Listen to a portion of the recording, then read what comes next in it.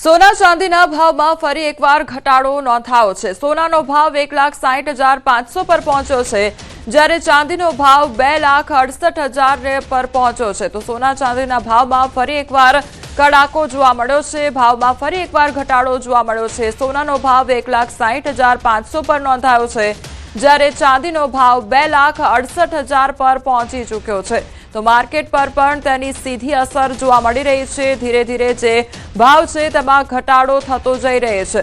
જે પ્રમાણે ભાવ સતત વધી રહ્યા હતા, આસમાને પહોંચી રહ્યા હતા, હવે ધીરે ધીરે સોના ચાંદીના ભાવમાં કડાકો જોવા મળી રહ્યો છે।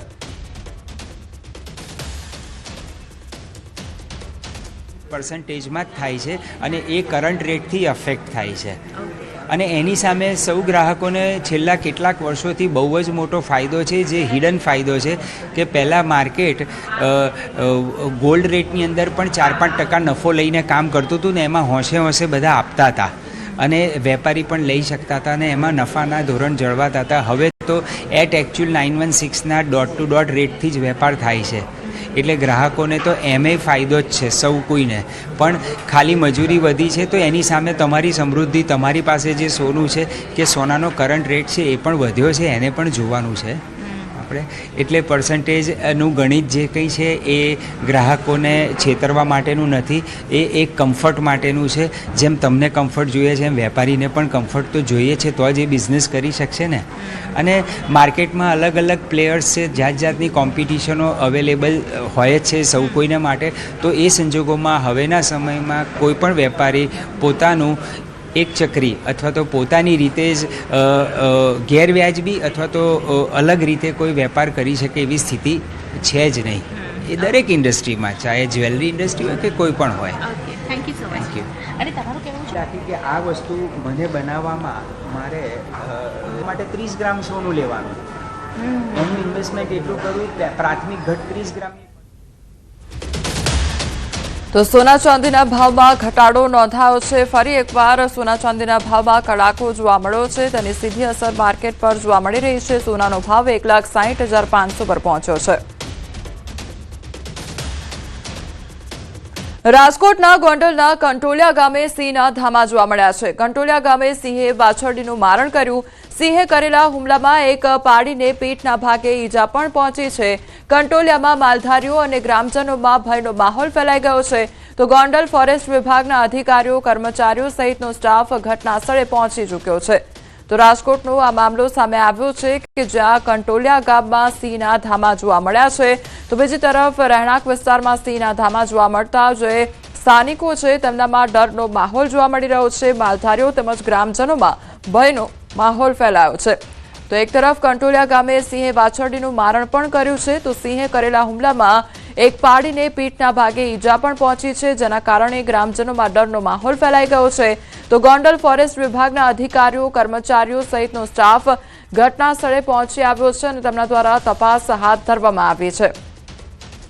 તો રાજકોટના ગોંડલના કંટોલિયા ગામની આ ઘટના સામે આવી છે કે જ્યાં સિંહના ધામા જોવા મળ્યા છે। કંટોલિયા ગામે સિંહે વાછરડીનું મારણ કર્યું। સિંહે કરેલા હુમલામાં એક પાડીને પીઠના ભાગે ઈજા પણ પહોંચી છે। તો સિંહના ધામા જોવા મળતા ગ્રામજનોમાં ફફડાટ ફેલાયો છે, સ્થાનિકોમાં ભયનો માહોલ જોવા મળી રહ્યો છે।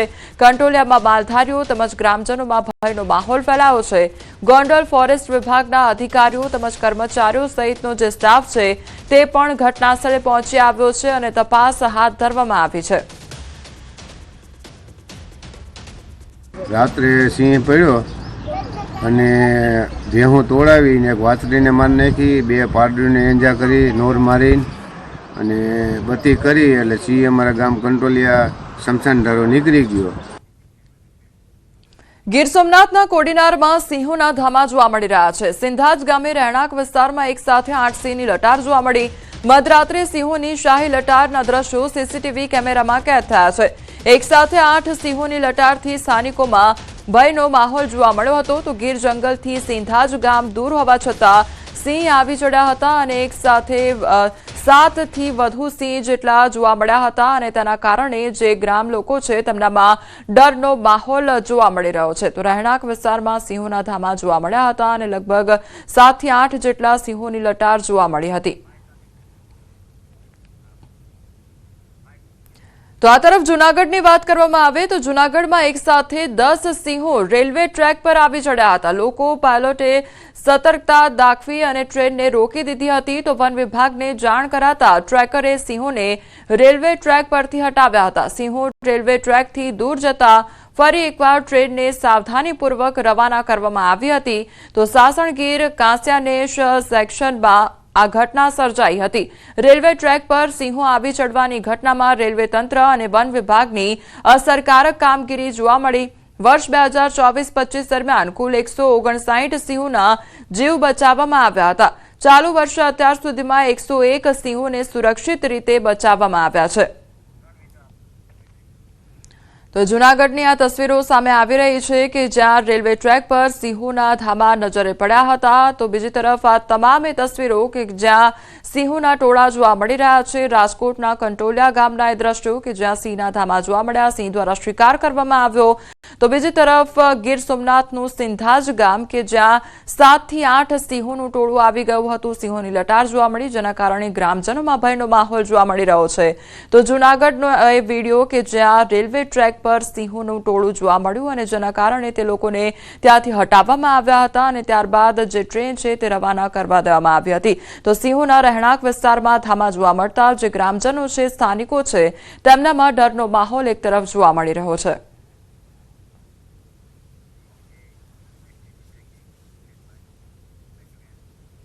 ખેડામાં જીએસપીસીની ગેસ લાઇનમાં ભંગાણ સર્જાયો હોવાનો મામલો સામે આવ્યો છે. નડિયાદ વરિયાળી માર્કેટ પાસે ભંગાણ થયું. ગેસ લીકેજ થતાં અફરાતફરીનો માહોલ સર્જાઈ ગયો.